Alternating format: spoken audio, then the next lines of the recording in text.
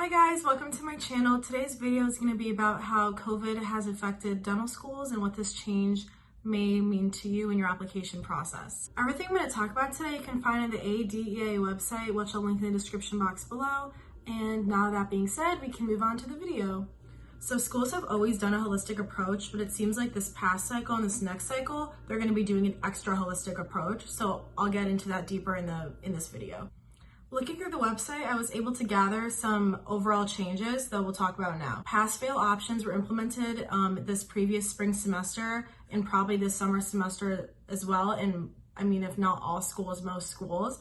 So dental schools, actually, a lot of them are going to be accepting these PassFail options. There is upside and downside. If you chose a PassFail option for one of your core classes, or really any class, it's only going to count towards credit, but the grade you got, it will not affect your GPA.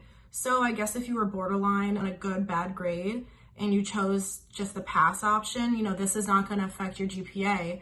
Rather, if you took the bad grade and it would maybe plummet your GPA. However, if you were maybe going to end up with an okay grade in the class and you chose pass fail and, dental schools are not able to see the grade you're able to earn in that class, it's kind of hard to say, how well did you really do? Did you pass with an A or did you barely pass with a C, but they don't know?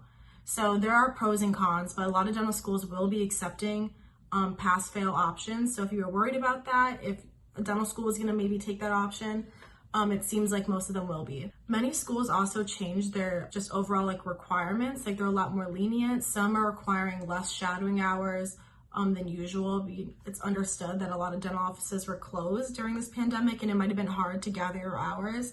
But if you're applying this next cycle, you still have this whole year pretty much to get your hours. So I don't know how much of an excuse it will be. How lenient some schools, I think you need to really look at each individual school on their website.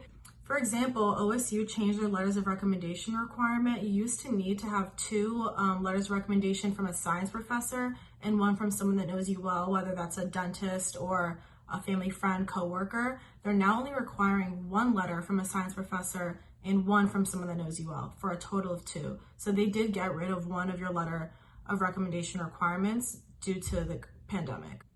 Something that's been added to the application is now there is a COVID impact section, which is an open-ended question where you could talk about how COVID may have affected you personally, academically, or professionally.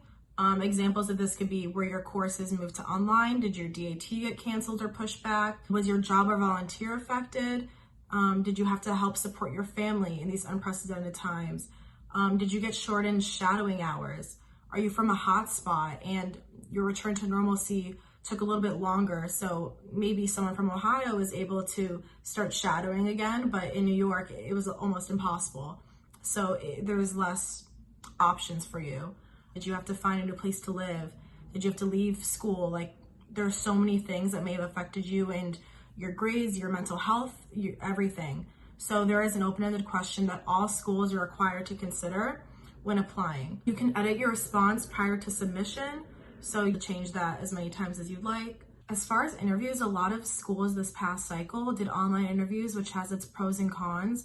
A pro might be that you don't have to spend money on travel expenses.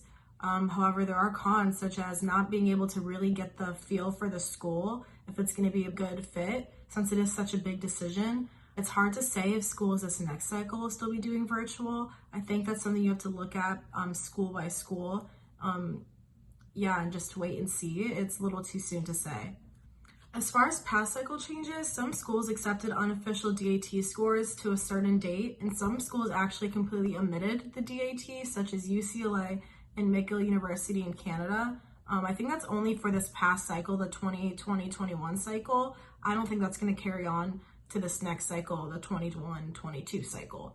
This past cycle, acceptance date was pushed back 2 weeks to December 15th versus December 1st, which what it usually is, to make time for those DATs that were canceled and pushed back. So that's it for today's video, guys. Thank you so much for watching. I hope this was helpful. Again, I'll link any helpful links in the description box, and make sure to like and subscribe. Follow my Instagram where I post all things dental related. That'll also be in the description box, and I'll see you guys in the next video. Bye.